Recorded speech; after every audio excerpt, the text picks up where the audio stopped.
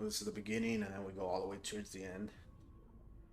But like I was saying before, it's gonna be if I say something wrong, it's probably because I just read slow and stuff like that. So bear with me. Um, Also, you gotta think of it. This is also being told from the point of view of Kira. It's the suit, the suit from uh your thing. Like anytime you're playing, like your suit would tell you something. That's who it is. Who's it talking? Who's it's from. So I think right here, uh, right here.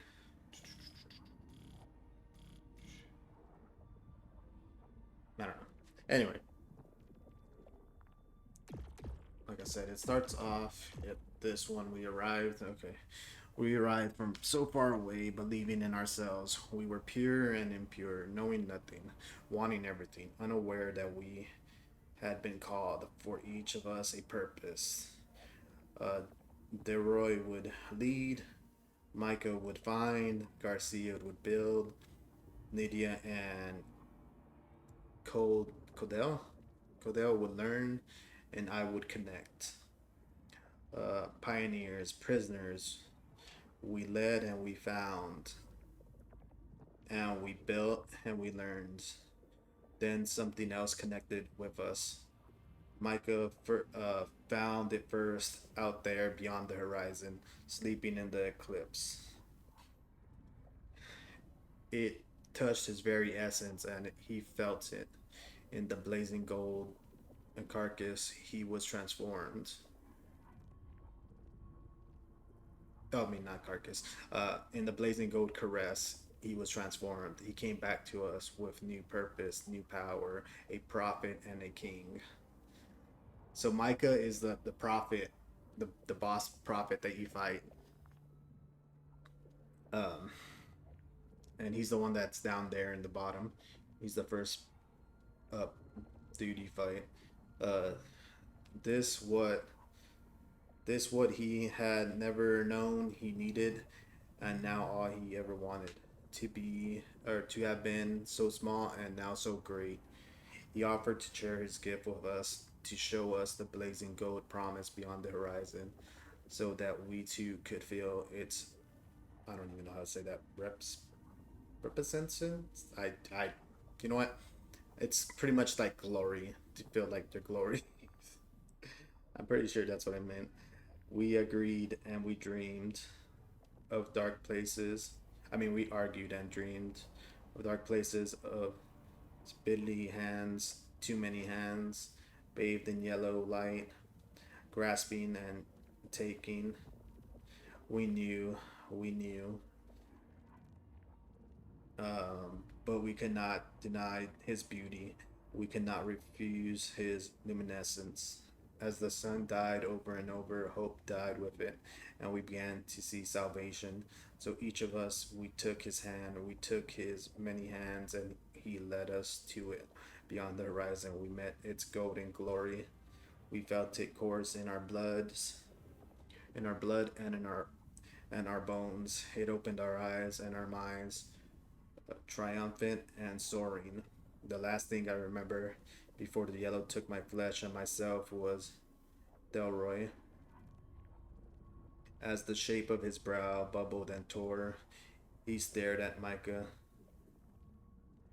at poor doomed Micah, with such hate, such hunger, such fury, furious disbelief. Why was it not him? But then I forgot. Then we all forgot. Our cares were new, our desires were great, our ambition endless. The yellow shore had spoken and we had listened. So Micah led and Garcia built and Nadia remade and Kudal, Kudal reshaped, and I whispered between the winds, joining all of it together. But Delroy watched and waited in his chambers in the great cathedral we built together. He planned for something more, a great work, a forever work. but the wrong bones sat the blazing throne.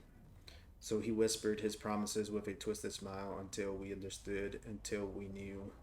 Micah the weak, Micah the unworthy, Micah who would lead us into decay, Micah who thought only of what he learned and what he needed. So we took Micah and cast him down beyond the grace of yellow.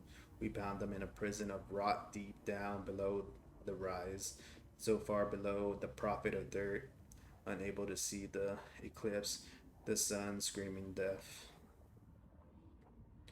We sheared and we wept as Delroy stood tall, our leader, our king, our chosen son, and as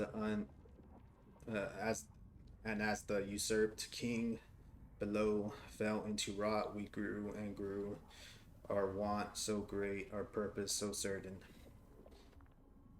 This world was our kingdom, every leaf and every life on it turned to our design. The sun shone and died again and again, every glimmer ours. First it was our minds, but our flesh followed too.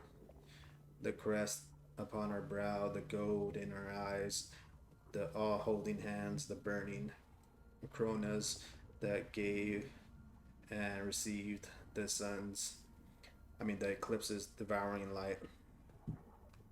What we had been, we were no more, and we did not know what we once were. We believed ourselves eternal.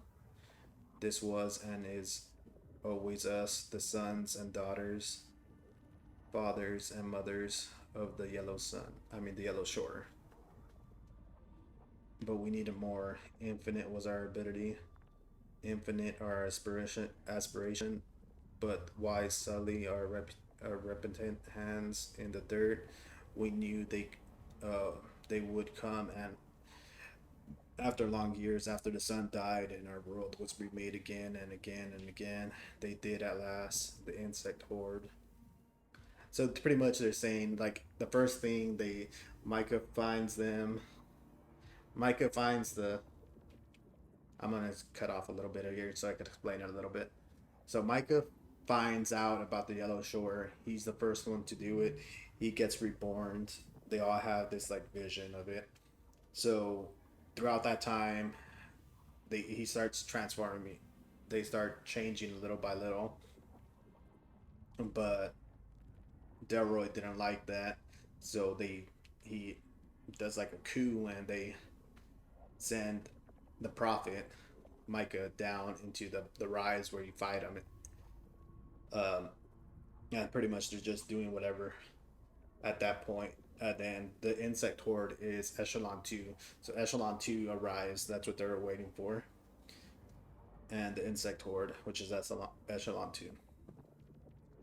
Uh, Thousands and thousands of hungry souls expecting to claim the gleaming golden tears of the yellow shore for themselves, to send it back by to dying emperors on a drowning world, and to save themselves from the torment they deserved.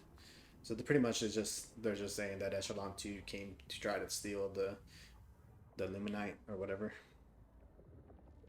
But they found us and we found them.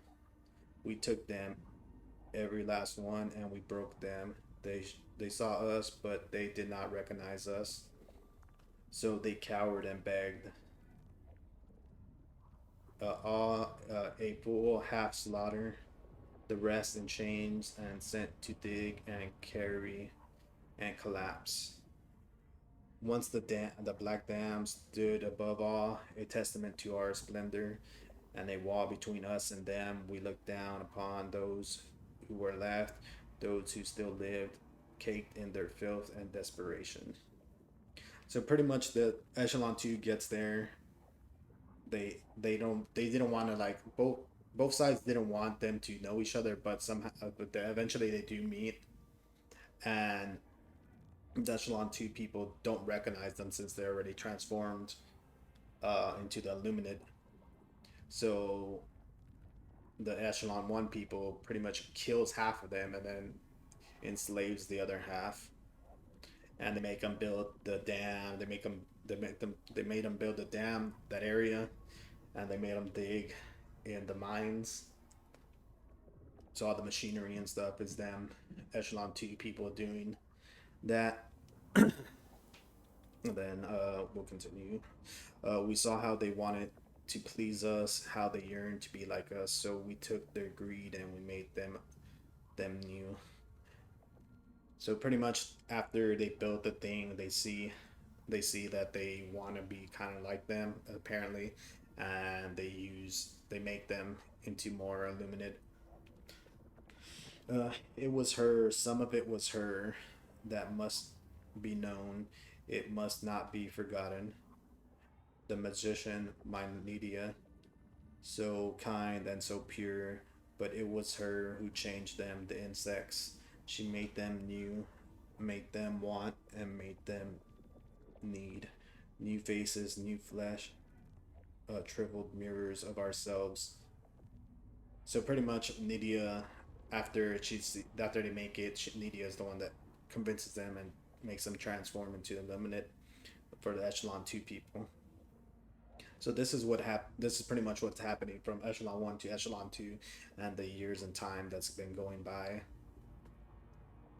and they just became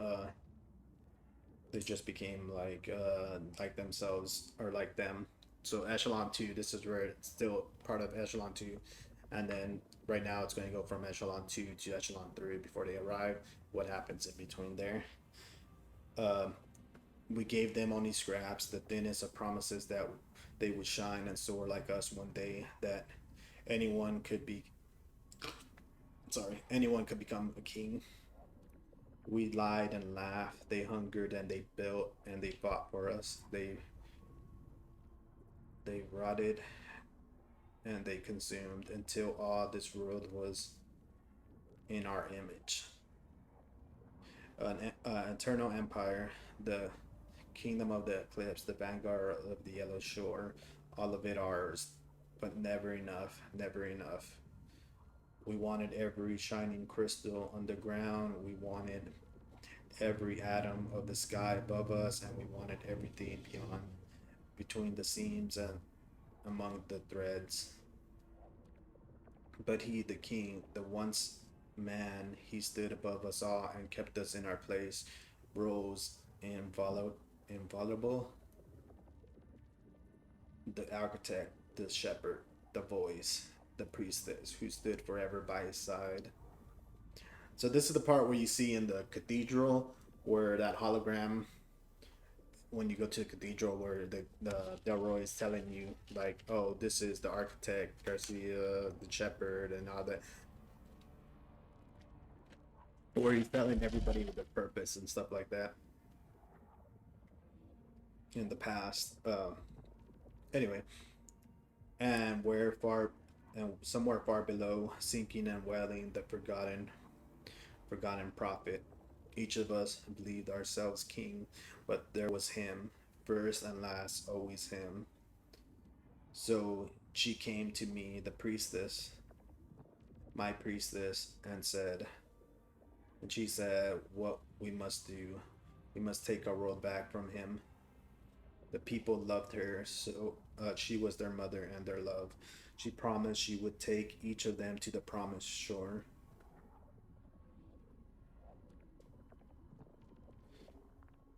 Long, long years since we had been together, since the turning of our bones, but we knew each other still so well, so lovely.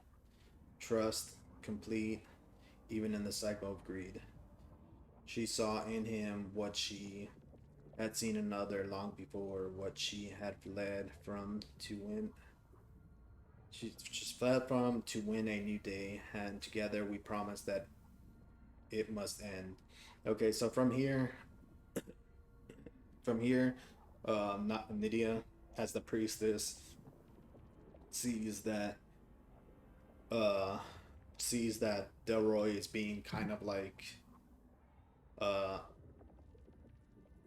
a Jor, the main character. I think that's, I don't forget how to say his name. Anyway, um, she sees that, like, that's where it says that she sees in him what she saw in other long before, the day that she fled, a new day, where she saw Joe, I don't know how to say his name right. Shit. Anyway, she saw the main character in their king, which is Delroy. So she wants to. So she wanted that to make sure that it must end. We it says right here. Next thing we planned and whispered that and built. We built an army. We were ready, but we were wrong. He knew. Somehow he knew. We struggled, but it was not enough. Never enough. We were taken from each other. She cast out, and me, bodiless, formed ripped from me an echo, a voice, and the wires on the wind, the wisp of the red tree, and she thought me dead, but it was so much worse. So this is the part where you find out, kind of like towards the end, where she becomes part of the red tree. Like the Delroy figured out that they were trying to this make him not be king, so he fought back and he destroyed the priestess and Kira. Kira, he destroyed her body, which becomes just the voice that she tells you about it in the actual story. Um, but yeah, so Nydia is still gone, and he's still king and stuff like that. All that I had been given was taken away, and that was when I remembered who I once was, what we had all done together, the sins of our greed. In silence, I wept. The king chose a new priestess and another, never satisfied, forever suspicious. What if the hungry children loved her more than him? And in this fear grew weakness, and this weakness was seen. The shepherd, the master of beasts, never sated by his station. This would be his time. In this moment of weakness, the blazing throne would be his. He had wanted it always, been promised by the first whisper of the evening light. He marshaled marshaled his monsters, and he marched to war against the king. Cities ravaged, countless lives upon the pyre. The king and the shepherd, each two beloved, each with a notion of faithful. Our world in flames, our dreams dust, as gods went to war. Bodiless I watched, preserved and reborn, she waited herself once more. So after he fought not Nydia and Kira, destroyed Kira, and Nadia was like reborn, like how she does in that, how Roger does the main character. Uh, the shepherd and the king wanted the throne, so they started fighting. This is where you see the where it goes into the fortress, and it talks about how the war was forever, always happening, and all those bodies are on the everywhere because they were fighting right there. The war kept on happening. Nydia gets reborn. That's why you see her as a regular person again. Oh, in the actual story, and then she just waits. Uh, she just waits. She cared no more. She only wanted it to stop. She would wait as long as it took.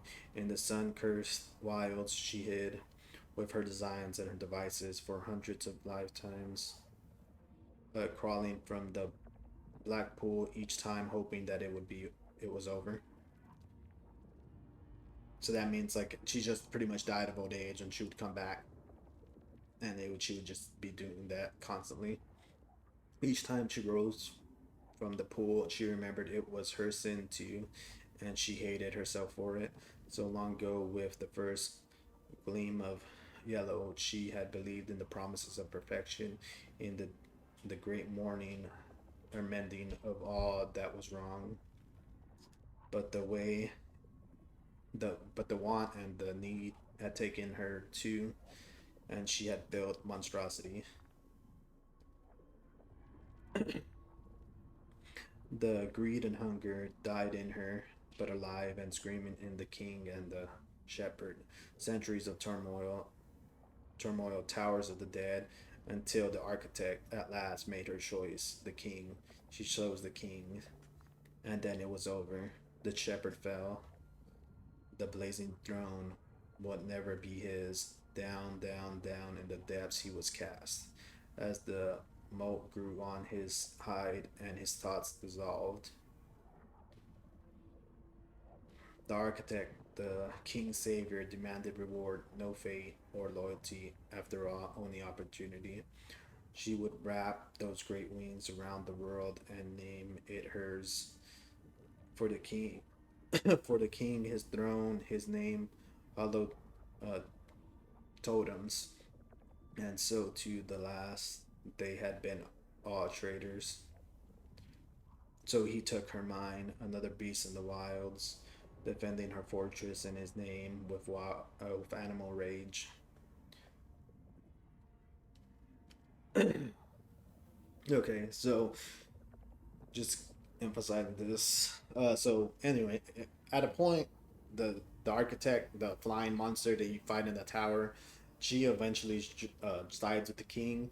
They beat the shepherd, and they gets cast into the ocean. That's why you fight him on top of Echelon 3 in the water. And the architect you fight up on her fortress because at that point, after she wants her reward for helping him out,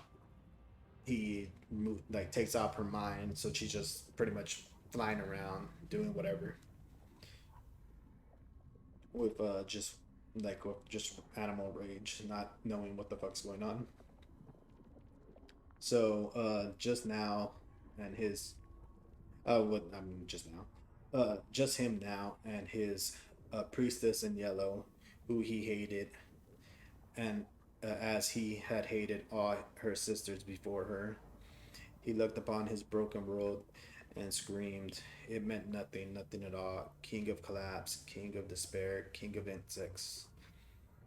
He deserved more, always more, and so he left with his most favored. He sailed away to the far shore into yellow. So again, like pretty much they have that fight, everything happens, and he just pretty much sees that everything's broken. So that's why he's over there in that shore at the end. He just leaves the place. He leaves the place with everybody that's faithful to him, and he liked, so they left. A ghost of the slumbering world, lost children awaiting their father's return. One day, he would stride from the cliffs and beckon them forth to their reward. At last, everything they wanted, everything they needed, they cling to the belief, they cling to lies. And all the years passed, and more still, they waited and they fought each other, and they told their stories and their scriptures. Their old gods slept. The rotted, the rotted prophet, the drowned shepherd, the weeping architect, the shackled priestess, and I, the formless voice, drifting, calling out to her in hiding, but unheard, unremembered. So pretty much that's the whole that this is pretty much everything that happened between the first when they first arrived all the way up to before Echelon 3 gets here. All that condensed time space, and then this is the next part is when Echelon 3 arrives. So that the war and everything's already behind them, and nothing is going on. And then finally, right here, and the sky spat out more insects, expecting paradise. A third echelon of want, a third nest of greedy mouths. These were not taken, for there was no king to make it so. Instead, an echo of us. They heard the call, they felt the need, and they tore themselves apart over it. The shores saw nothing in them, only the pleasure of their ruination. None would tread the path, none would rouse the old gods from slumber. She saw it all, of course she did, and she was afraid. There had been a king once, there would be again. More would come, always more and more and more. They would seek the path. They would seek to be forever. Son of Yellow. Alone, despairing, she found purpose at last. After all those lonely years, sabotage a path, denied. No more kings, no more, more. I think I was supposed to put no more, no more. Yeah, I think that's what it says. It sounds weird, the way it had it. I need to look that up. It might have just auto corrected when I spelled that. Uh, if uh, if only she could hear me, please, Nydia, hear me, hear me. So that's pretty much Echelon 3. So they already had died out. They already had Echelon 2 people and Echelon 1 people already had fought. They already done their own thing. Echelon 3 comes in and they couldn't get eliminated because they couldn't take him to the shore, but they were hearing the calls and then they just kill each other for it. What happens pretty much to Echelon 1 that you see in the gameplay. And okay, and then let's move forward. And this is where Nydia also figures out that she should sabotage the path to the shore to make sure that there's no more kings. And then continuing on, there's only a few more things, and then oh god, and then years later, the fourth vessel, so small and so few this time, but one who blazed, one who was seen, one whose want spread like fever, falling through broken glass and broken trust. The yellow shore roared in triumph. The yellow king hollered in rage. They heard him, the shepherd, and the architect, and the priestess, even the prophet in his wrath. They awoke, and they waited, and so did she hear, and in horror she knew him of all people, him across the stars and far beyond time, lifetimes of wonder and horror and atonement and remorse and relief, so far away and so long ago, but still he had found her. The sun is forever, they had said. Goddamn, that's a lot.